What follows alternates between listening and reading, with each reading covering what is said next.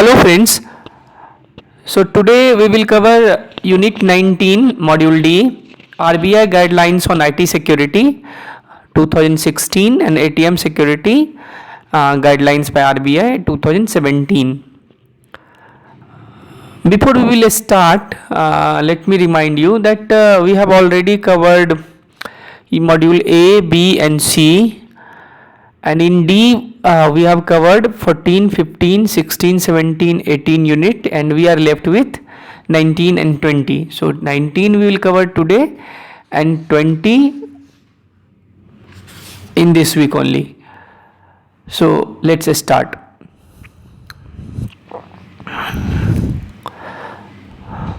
So what we will study in this unit? We will study information security, cyber security, RBI guidelines on cyber security 2016 and then RBI advisory on securing ATMs March 2017 guidelines.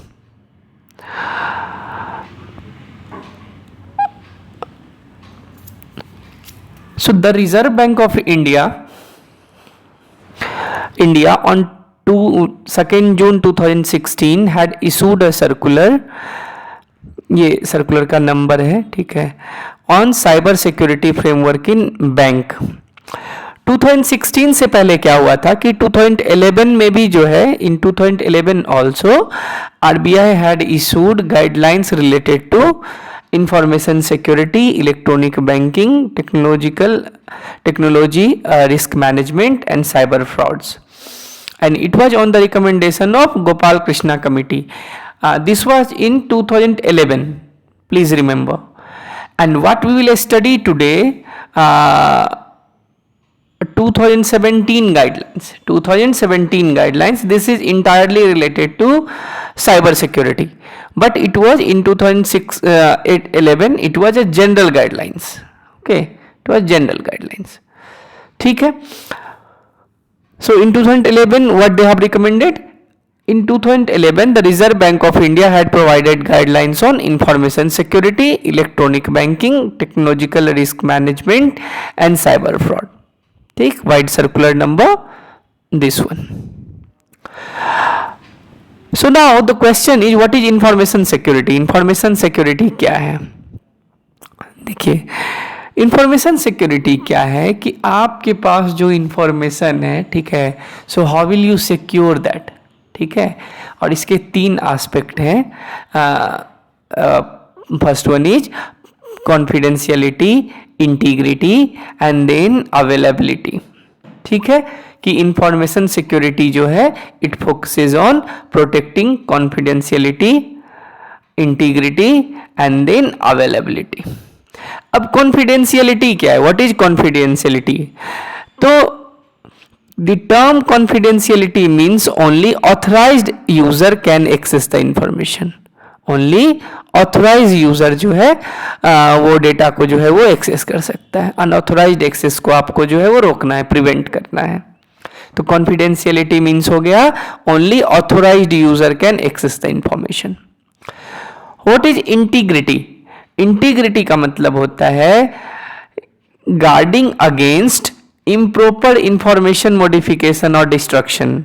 ठीक है, कि कोई भी जो है उसको edit या delete जो है वो नहीं कर पाए. ठीक है, एडिट या डिलीट करने से रोकना है हमने.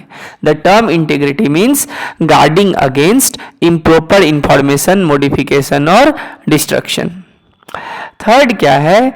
अवेलेबिलिटी, मतलब कि इंफॉर्मेशन जो है वो क्या होना चाहिए? अवेलेबल होना चाहिए. ठीक है, इंफॉर्मेशन क्या हो? अवेलेबल हो.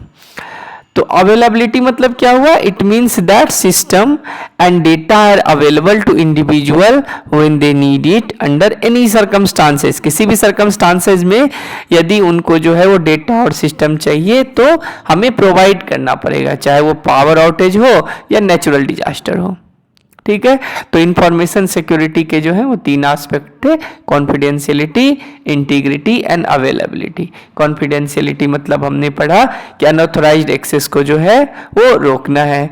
इंटीग्रिटी मतलब जो है वो आपकी इंफॉर्मेशन को कोई जो है वो मॉडिफाई ना कर पाए. ठीक है, और अवेलेबिलिटी हुआ कि information should be available in any circumstances to all the user. ठीक है। नेक्स्ट क्या है, साइबर सिक्योरिटी। साइबर सिक्योरिटी क्या है, देखिए साइबर सिक्योरिटी का क्या मतलब होता है कि साइबर स्पेस में जो है आप जब भी कुछ कर रहे हो, ठीक है, तो वो क्या होना चाहिए, वो सिक्योर होना चाहिए, ठीक है। तो cyber security is the ability to protect और defend the use of cyber space from cyber attack, ठीक है। साइबर स्पेस में आप जो भी काम कर रहे हो, ठीक है, उसको जो है वो हमें प्रोटेक्ट करना है साइबर अटैक से। Cyber security strike against cyber crimes, cyber fraud and law enforcement, ठीक है। It deals with threat that may or may not exist in cyber realm such as protecting your social media account and personal, मतलब कि cyber space में जो है वो अपने आप को कैसे प्रोटेक्ट रखा जाए, अपने आप को कैसे सेफ रखा जाए, ठीक है। तो साइबर सिक्योरिटी का मतलब यही है। साइबर सिक्योरिटी मतलब मान लीजिए कि आप इंटरनेट बैंकिंग कर रहे हैं, ठीक है, तो आपका जो पासवर्ड है, यूज़र आईडी है, वो जो है कॉम्प्रोमाइज़ नहीं हो, ठीक है। एंड जो भी कुछ आप साइबर स्पेस में कर रहे हैं तो वो क्या होना चाहिए, वो सिक्योर्ड होना चाहिए। तो this is all about cyber security. Next क्या है, important points in RBI guidelines. So now we will start study with this one,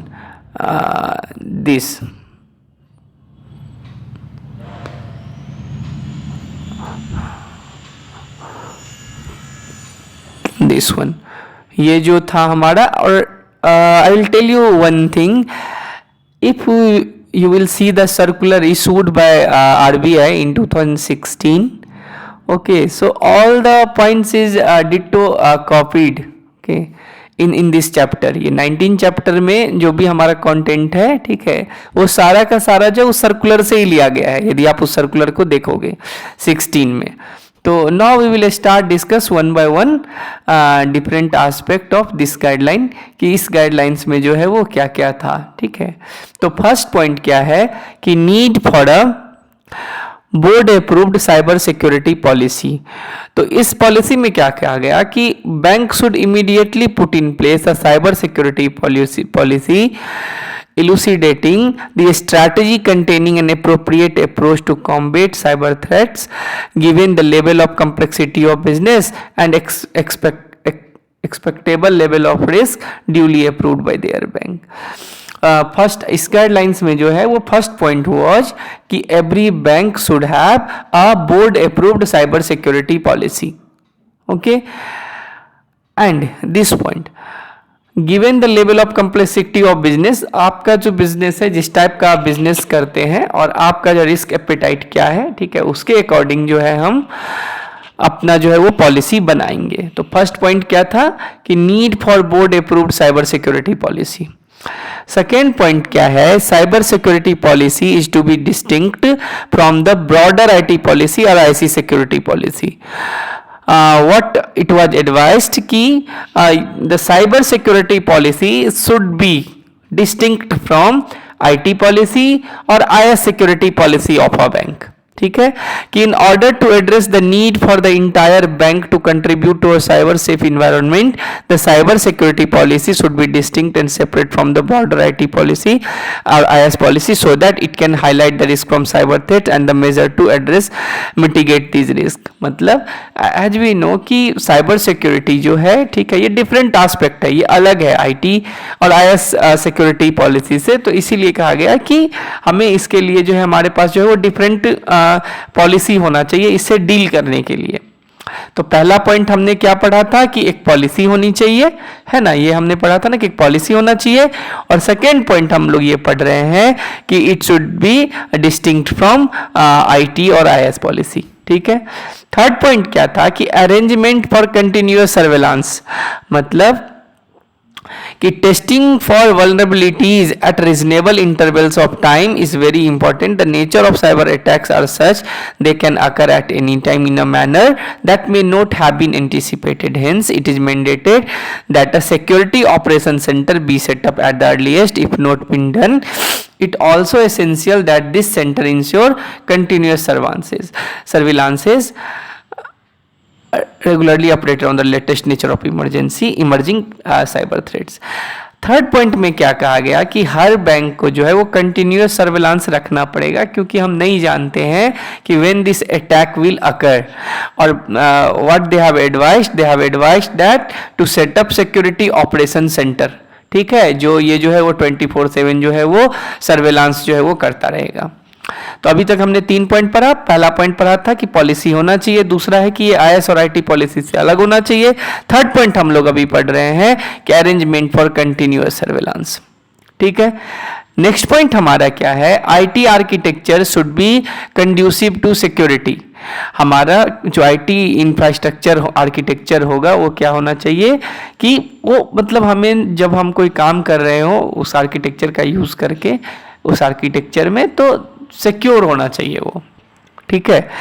The IT architecture should be designed in such a manner that it takes care of facilitating the security measures to be in place at all times. The same need to be reviewed by IT subcommittee of the board and upgraded if required as per risk assessment in phased manner.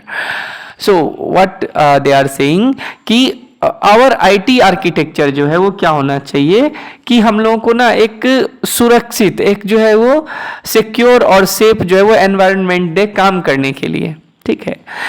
और इसको कौन देखेगा, इसको review कौन करेगा कि it will be reviewed by IT sub committee of the board और upgraded if required as per their risk assessment based manner. तो IT architecture should be conducive to security, मतलब ये जो है वो हमें जो है वो एक सेफ एनवायरनमेंट जो है वो प्रोवाइड करेगा काम करने के लिए, ठीक है, और वो जो है वो सिक्योर हो, ठीक है। दूसरा क्या है कि हु विल रिव्यू दिस, तो IT sub committee of the board will review this and they will upgrade as per if required as per their risk assessment in phased manner. Next point हमारा क्या है, comprehensively address network and database security, ठीक है। इसको एक बार देखिए पढ़ते हैं क्या है। यहाँ पे लिखा हुआ कि recent incidents have highlighted that need to thoroughly review network security in every bank. In addition, it has been observed that many times connections to network databases are allowed for a specific period of time to facilitate some business or operational requirement. However, the same do not get closed due to oversight, making the network database vulnerable to cyber attack. It is essential that unauthorized access to network and database is not allowed, and wherever permitted, these are through well-defined process. So what is happening कि if we are giving someone a temporary access to our database, तो what we will do, we will open a port, ठीक है। हम लोग जो एक port open करेंगे या वाइट लिस्ट करेंगे या फिर नेटवर्क में भी हम किसी को एक्सेस देते हैं, तो होता क्या है कि जब काम हो जाता है, जब मैंने किसी को एक्सेस दिया और मैं भूल गया, ठीक है, I forgot to close that port या मतलब क्लोज दैट कनेक्शन, ठीक है, तो क्या होगा कि फिर वो हमारा जो नेटवर्क है वो वल्नरेबल हो जाएगा, ठीक है, साइबर अटैक के लिए। आपने कोई पोर्ट ओपन कर रखा है तो उस पोर्ट के थ्रू जो है वो आपके सिस्टम पर जो है वो अटैक तो आ ही सकता है, ठीक है। आपने किसी को नेटवर्क में एक्सेस दिया है और उसका एक्सेस राइट जो है वो आप हटाया नहीं है अभी तक। तो इससे क्या होगा कि आपका जो नेटवर्क है या सिस्टम है, डेटाबेस है, वो क्या होगा, वल्नरेबल होगा साइबर अटैक के लिए, ठीक है। तो comprehensively address network and database security में क्या होता है कि यदि हम किसी को एक्सेस ग्रांट कर रहे हैं तो उसको रिवोक भी करना होगा।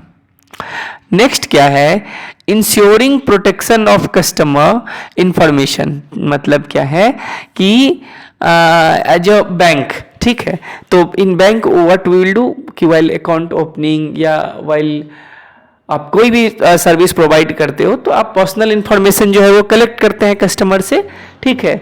तो आप जो है वो उस टाइम में क्या है कि उस डेटा का जो ऑनर है वो तो बैंक है, ठीक है। तो बैंक का ये जो है वो काम है कि उस डेटा को जो है वो सेफ रखे, किसी दूसरे हाथ में ना पड़ जाए, ठीक है। तो उसे जो है वो सेफ रखना है। तो bank as owner of data should take appropriate steps in preserving the confidentiality, integrity and availability of the same, irrespective of whether the data is stored in transit within themselves or with customer or with the third party vendor, ठीक है। तो bank का क्या काम है कि यदि transit में डेटा है, ठीक है, ट्रांजिट मतलब एक सर्वर से दूसरे सर्वर में या एक सिस्टम से दूसरे सिस्टम में जब कम्युनिकेट हो रहा है, ठीक है, या आपके सर्वर में आपने डेटा स्टोर कर रखा है, ठीक है, तो ये बैंक का काम है कि उसको जो है वो सेफ रखेगा, ठीक है। Ensuring protection of customer information. Next क्या है, साइबर क्राइसिस मैनेजमेंट प्लान।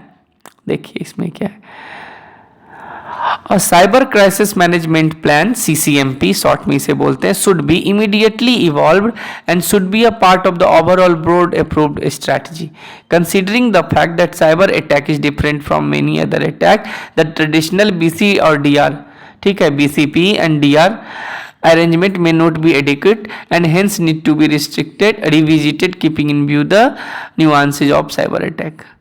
ठीक है, साइबर क्राइसिस मैनेजमेंट प्लान क्या है कि हर बैंक का अपना जो है वो एक साइबर क्राइसिस मैनेजमेंट प्लान होता है। चूँकि हम यदि आप ऐसा करेंगे कि DR सर्वर या BC अरेंजमेंट तो हमारे पास है ही है, तो ऐसा नहीं होगा कि वो जो है वो इसे अभी, चूंकि ये जो है वो इस टाइप का ट्रेडिशनल BCP और DR अरेंजमेंट जो है वो will not be sufficient to prevent this kind of attacks, ठीक है, कि इस काइंड ऑफ अटैक को रोकने के लिए ये जो है वो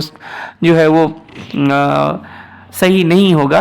तो इसके लिए जो है हमें क्या करना पड़ेगा कि बोर्ड अप्रूव्ड स्ट्रैटेजी होना चाहिए हमारे पास। साइबर क्राइसिस मैनेजमेंट का मतलब ही यही है कि बोर्ड अप्रूव्ड स्ट्रैटेजी होना चाहिए। और जैसे इंडिया में आप देखोगे तो कंप्यूटर इमरजेंसी रिस्पांस टीम जो है CERT-इन, ठीक है, has been taking important initiatives in strengthening cyber security by providing proactive and reactive services as well as guidelines. यदि आप IT में काम कर रहे हैं तो CERT-इन की तरफ से मेल आता है ना पैच के लिए, और वो पैच जो है वो हर चीज़ के लिए देता है कि विंडो 10 के लिए भी देगा, ठीक है, प्रोप्राइटरी तो माइक्रोसॉफ्ट का है, यदि आपका फायरवॉल है तो भी देगा, ठीक है। तो हर चीज़ से रिलेटेड वो जो है वो टाइम टू टाइम देता रहता है और आपको जो है वो जागरूक करता रहता है, ठीक है, कि प्रिवेंटिव जो है वो अप्रोच आप क्या ले सकते हो या प्रोएक्टिव अप्रोच आपका क्या होना चाहिए, तो CERT-इन जो है वो बताता है, ठीक है। तो हमारा जो ये पॉइंट है साइबर क्राइसिस मैनेजमेंट प्लान, तो साइबर क्राइसिस मैनेजमेंट प्लान जो है वो हर बैंक का अलग अलग होगा, ठीक है, उसका अपना, हर बैंक का अपना अपना स्ट्रैटेजी होगा। और जो CERT-इन के द्वारा जो है जो भी प्रोएक्टिव मेजर्स लिया जाता है या बैंक को बोला जाता है कि आपको ये प्रोएक्टिव मेजर्स लेना है, तो बैंक जो क्या करेगा उसको इम्प्लीमेंट करेगा। सेकेंड क्या है, ये इंपॉर्टेंट है, इसमें से क्वेश्चन आ सकता है। A cyber crisis management plan should address the following 4 aspect. पहला है डिटेक्शन, फिर है रिस्पॉन्स, रिकवरी एंड कंटेनमेंट। ये 4 जो है, ठीक है, detection, response, recovery and containment, ठीक है। तो cyber crisis management plan should address the following 4 aspect. First है detection, response, recovery and containment. Next क्या है हमारा, cyber security preparedness indicator. Preparedness indicator ये क्या है, अब है क्या कि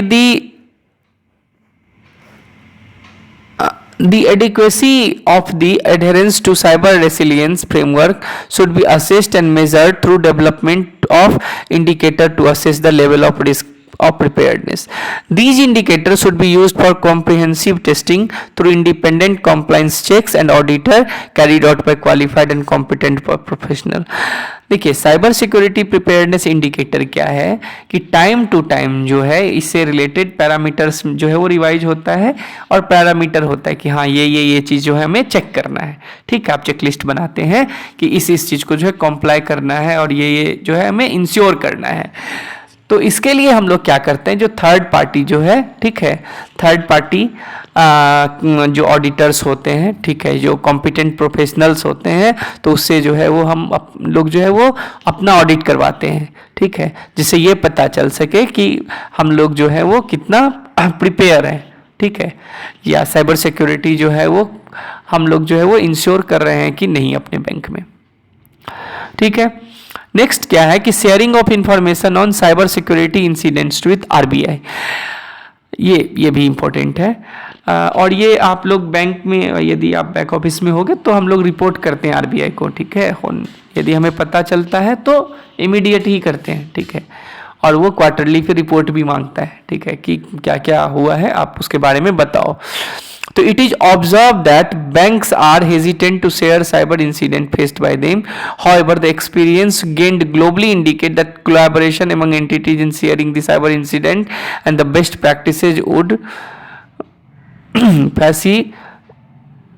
facilitate timely measures in containing cyber attacks. They reiterated that bank need to report all unusual cyber security incidents, whether they were successful or were attempts which do not fructify to the RBI. Banks are also encouraged to actively participate in activities there. Chief Information Security Officer Forum coordinated by IDRBT. देखिए इस point में क्या है कि जो भी incident किसी bank में होता है, ठीक है, तो हमें जो है वो शेयर करना चाहिए, ठीक है।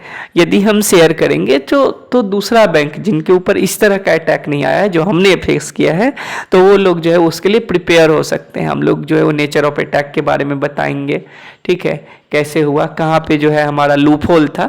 तो इससे क्या होगा कि कम से कम जो दूसरे बैंक हैं वो बच जाएंगे। तो आरबीआई जो है वो इस चीज़ को इंक्रीज करता है, इंक्रीज नहीं, लोग मतलब दूसरे बैंकों को बोलता है, ठीक है, कि आप जो है वो शेयर करिए यदि ऐसा कुछ से आपके साथ जो है वो कोई होता है इंसिडेंट।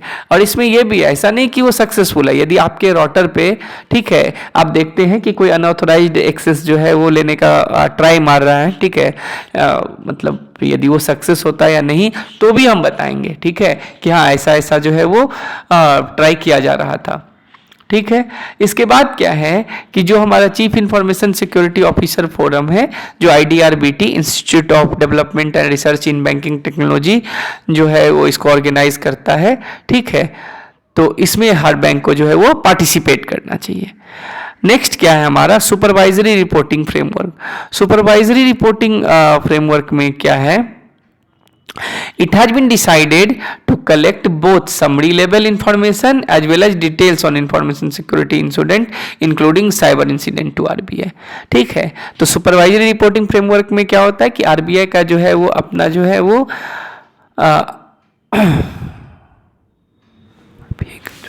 एक फॉर्मेट जो है वो सब बैंक के साथ शेयर करता है, उस फॉर्मेट में जो है वो आपको रिपोर्ट करना होता है आरबीआई को, ठीक है। और ये जो है वो समरी लेवल भी होता है और जो है वो डिटेल लेवल भी होता है, ठीक है। तो दोनों तरह का इंफॉर्मेशन जो है वो हम शेयर करते हैं। सेकेंड क्या है, उसके बाद क्या है, organisational arrangement. Bank should review the organisational arrangement so that the security concerns are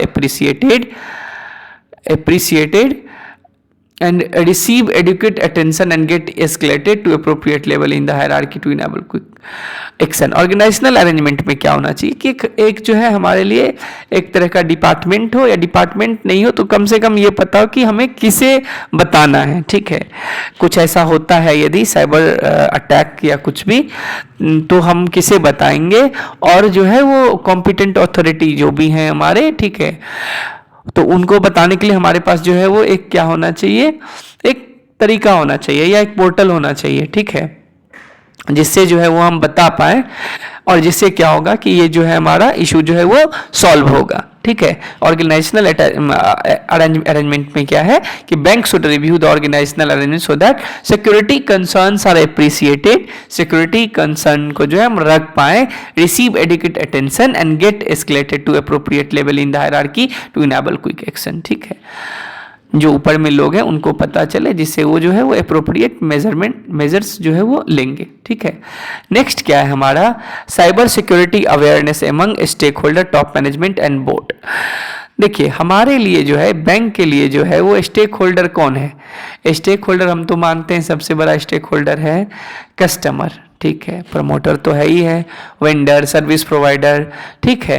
तो ये लोग जो हैं वो बैंक के लिए स्टेक होल्डर हैं। तो हमारे जो भी स्टेक होल्डर हैं उनको जो है हम बताएंगे साइबर सिक्योरिटी अवेयरनेस के बारे में, ठीक है, कि आप जब साइबर स्पेस में कुछ कर रहे हो, ट्रांजेक्शन कर रहे हो, तो आपको जो है वो कौन कौन सा मेजर्स जो है वो लेना है, ठीक है। डूज एंड डोंट्स हम लोग जो करते हैं, कम से कम इतना बताना होगा कि आपको क्या करना है और क्या नहीं करना है, ठीक है। नेक्स्ट क्या है, ये जो है हमारा गिकी बैंकर ऐप है, ये ऑलरेडी जो है वो गूगल प्ले स्टोर पे जो है वो होस्टेड है। तो यदि आपको जो है वो पीडीएफ चाहिए या फिर मॉक टेस्ट या प्रीवियस ईयर क्वेश्चंस, तो ये जो है वो आपको ऐप में मिलेगा, ठीक है। तो आप जाइए और इसे डाउनलोड कीजिए। नेक्स्ट क्या है कि some illustrative steps to improve the security posture of ATM. ये जो 2017 में गाइडलाइंस आया था आरबीआई का, ठीक है, तो उससे रिलेटेड है। तो इसमें क्या था कि ensure that BIOS password is enabled at all ATMs, ठीक है, बेसिक इनपुट आउटपुट जो होता है। तो ये जो एटीएम का जो है वो बायोस क्या होना चाहिए, पासवर्ड इनेबल्ड होना चाहिए। उसके बाद क्या है कि यदि नेटवर्क या यूएसबी से कोई मतलब एग्जीक्यूटेबल फाइल हो, .exe फाइल हो, तो वो ऑटो रन नहीं होना चाहिए, वो वायरस हो सकता है। सेकेंड क्या है कि deploy full hard disk encryption and authentication solution to protect minimal internal communication between to the genuine ATM PC core and ATM model including the dispenser. क्या होना चाहिए, फुल हार्ड डिस्क इंक्रिप्शन होना चाहिए। Full hard disk encryption का मतलब ये होता है कि आपका जो फाइल सिस्टम लेवल है, ठीक है, तो हम जो है वो फाइल सिस्टम लेवल पे, ठीक है, डायरेक्टरी पे या इंडिविजुअल फाइल पे जो है वो हम इंक्रिप्शन कर सकते हैं। होता क्या है कि जो हमारा एटीएम मशीन है उसके अंदर भी तो डिफरेंट मॉड्यूल्स होते हैं, ऑपरेटिंग सिस्टम है, आपका डिस्पेंसर है, तो ये आपस में भी तो कम्युनिकेट करते हैं ना। तो ये जो कम्युनिकेशन होना चाहिए ये भी क्या होना चाहिए, इंक्रिप्टेड होना चाहिए। नेक्स्ट क्या है, white listing of application in ATMs में बी कैरिड आउट एक्सपेडिशियसली। तो white listing of applications in ATM का क्या मतलब हुआ कि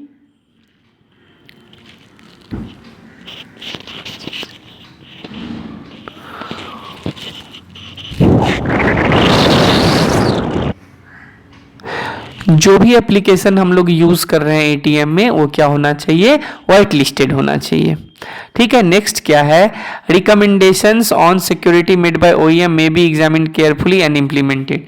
जो भी मान लीजिए जो भी एटीएम आप यूज कर रहे हैं, जो भी एटीएम मशीन है आपका, ठीक है, एनसीआर का है या वोर्टेक्स का है या किसी भी कंपनी का है, तो ओरिजिनल इक्विपमेंट मैन्युफैक्चर जो भी है वो जो भी आपको पैच देता है, ठीक है, तो उसे क्या करना चाहिए या रिकमेंड करता है तो उसको केयरफुली जो है वो एग्जामिन करना चाहिए और इम्प्लीमेंट करना चाहिए। आउटबाउंड ट्रैफिक फ्रॉम एटीएम में B monitored for unusual activities, मतलब कि आपके एटीएम से जो बाहर कम्युनिकेशन होता है या एटीएम आपका जो है वो बाहर किसी से भी कम्युनिकेट कर रहा है किसी भी मशीन से, तो उसको देखा जाना चाहिए कि वो कम्युनिकेशन जो है वो सही तरीके से हो रहा है कि नहीं। नेक्स्ट क्या है कि बैंक्स में रैंडमली सेलेक्ट 4 और 5 ATMs at different geographical location and subject to a deeper malware analysis so as to find out the variant of malware as residing in such ATMs. तो और क्या बता रहा कि बैंक में रैंडमली सेलेक्ट 4 और 5 ATMs, ठीक है, और उसको जो है मालवेयर एनालिसिस करेंगे रैंडम सेलेक्ट करके, यदि कहीं मिलता है तो फिर उसे जो है वो आगे इन्वेस्टिगेट किया जाएगा, ठीक है, कहीं और दूसरे एटीएम में भी तो नहीं है। उसके बाद क्या है कि सर्विलांस ऑफ एटीएम ऑपरेशन में be strengthen to monitor any abnormal or suspicious activity at ATMs and take immediate corrective action including filing of police complaint. मान लीजिए कोई एटीएम के अंदर आकर के और ऐसा ना हो कि अब एटीएम को ही ले जाना चाह रहे हो या डिस्पेंसर को निकाल रहा हो या मशीन को जो है वो कुछ जो है वो हार्म कर रहा हो, ठीक है, तो इस टाइप का कुछ हो तो उसके लिए सर्वेलांस हम लोग करते हैं। आजकल तो बहुत टाइप का सर्वेलांस आ गया है, प्राइमरीली सीसीटीवी तो रहता ही है, सिक्योरिटी गार्ड भी रहता है, ठीक है, तो इससे जो है हम इसे रोक सकते हैं। इसके बाद क्या कि immediately initiate steps to upgrade the OS at ATMs supported software, ठीक है, कि हमें जो हमारा जो सॉफ्टवेयर है वो अपडेट होना चाहिए, ठीक है। तो वो दो तरह का हो सकता है, एक तो ओईएम आपको सजेस्ट करेगा वो, और एक सी साइट जो है वो जो बताएगा उसके अनुसार करेंगे। उसके बाद ATM password need to be comply with password security best practices, मतलब पासवर्ड सिक्योरिटी का जो बेस्ट प्रैक्टिसेज है, शायद ऐसा है ना कि 8 मतलब डिजिट का होना चाहिए, लेंथ उसका 8 होना चाहिए, उसमें स्पेशल कैरेक्टर होना चाहिए, एक small letter, capital letter, digit, ठीक है, तो इस सब का कम्बिनेशन, तो जो भी बेस्ट प्रैक्टिसेज है आप उसका यूज करेंगे। उसके बाद क्या है कि for ATMs communicating through a shared or outsource network local firewall is necessary. यदि आपका एटीएम जो है वो शेयर्ड और आउटसोर्स नेटवर्क का यूज कर रहा है तो आप लोकली फायरवॉल जो है वो इंस्टॉल करेंगे अपने एटीएम के लिए। तो ये जो है वो एटीएम से रिलेटेड गाइडलाइंस था। अब इसके बाद हम लोग अभी नेक्स्ट पढ़ने वाले हैं क्या कि बिफोर 2016 जो सम जनरल गाइडलाइंस जो है आरबीआई का, ठीक है, कि आप जो है वो cyber security guidelines general guidelines है, ठीक है, तो इसमें क्या क्या उन्होंने बताया हुआ है। तो सबसे पहला जो दिया हुआ है कि as a default rule use of removable device and media should not be permitted in banking environment. और आपके बैंकिंग में भी यदि एडीएस इंप्लीमेंट होगा, एक्टिव डायरेक्टरी सर्विस वाला, ठीक है, तो आप जो है वो यूएसबी नहीं लगा सकते। ठीक है, एडीएस से पहले यूएसबी आप लगा सकते थे, लेकिन अभी जो है वो आप नहीं लगा पाओगे। जैसे ही लगाओगे तो पता चल जाएगा, ठीक है, कि इस सिस्टम में जो है वो रिमूवेबल डिवाइस जो है वो लगाया जा रहा है। ठीक है, next, bank should consider implementing white listing of internet website and systems. जैसे अभी भी आपको इंट्रानेट में मान लो कोई वेबसाइट खोलना है, इंटरनेट का वेबसाइट खोलना है, तो पहले आप अपने नेटवर्क एडमिनिस्ट्रेटर आपका जो भी है या आपका आईटी डिपार्टमेंट को बताओगे और ही और she will white list that IP, then only you will be able to access that IP in intranet. Next क्या है हमारा, bank should define and implement policy for restriction and secure use of removable media BYOD, मतलब bring your own device on various types category। जैसे हमने अभी बात की थी रिमूवेबल डिवाइस की, ठीक है, यूएसबी हम लोग लगाएं या ड्राइव लगाएं, ठीक है, तो उसको जो है हमारे पास क्या होना चाहिए कि एक क्लियर कट पॉलिसी होना चाहिए। ठीक है, कि हमको पूरा रिस्ट्रिक्ट करना है या पार्शियली रिस्ट्रिक्ट करना है या अलाउ करना है, किसे अलाउ करना है, क्यों अलाउ करना है, तो हमारे पास इससे रिलेटेड एक पॉलिसी होना चाहिए बैंक के पास। उसके बाद क्या कि bank shall be accountable for ensuring appropriate management and assurance on security risk in outsource and partner arrangement. यदि आप आउटसोर्स और पार्टनर अरेंजमेंट आपका है तो वहां पर कुछ भी लैप्स यदि होता है तो बैंक विल बी अकाउंटेबल। ठीक है, नेक्स्ट क्या है हमारा कि